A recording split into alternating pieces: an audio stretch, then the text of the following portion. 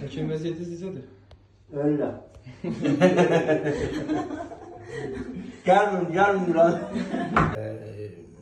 Səhətimdə problem var idi ağzımda və mütəmadi hicamaya başlamışam inşallah. İndi özüm eləmədiyim üçün hicamı düzdür. İradə xanım bəzi pasiyentlərimiz tanıyır artıq. İradə xanım qadın hicamasıdır, amma sağ olsun deyirəm gəlir mən eləyir hicamı. Bu arada qadın üçün kim hicama istəsə, yəni işinin peşəkarıdır. Tək hicam ilə məşğul deyilsə, filansə uşaq masajı deyirsiniz. Uşaq masajı, qadın masajda istəyən buyura bilər. Əlaqə saxlayarsa, mən İradə xanımın nümunəsini qeyd edəcəm. İstəyən İradə xanımla da əlaqə saxlayar qadınlar üçün.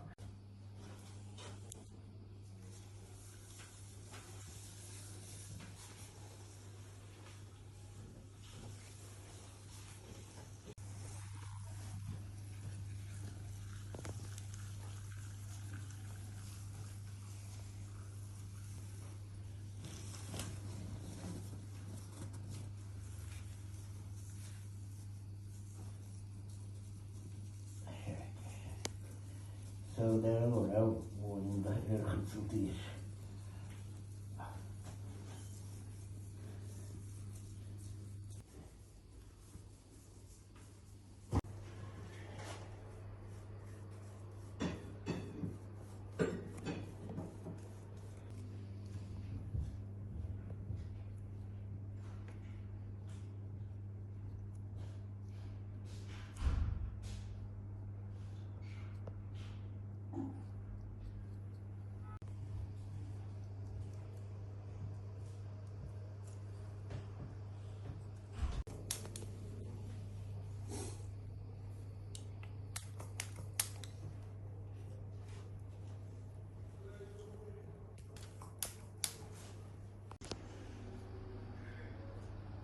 Yine de bir içeri. Orada mesestra durub, deyirəm, ay xanım, bu buranı masaj edir.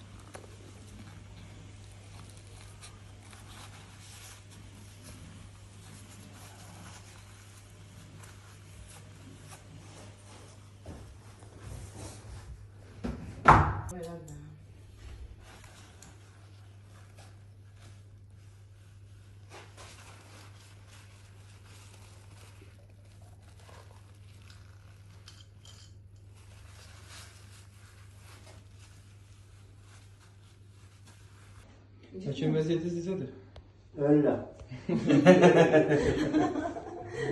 Gelmiyor lan. Amma İradə xanım bəylərdə ancaq bir dənə mən eləyir. Ancaq qadınları hicam eləyir. Təşəkkür edirəm İradə xanım, əllərinizə sağlıq.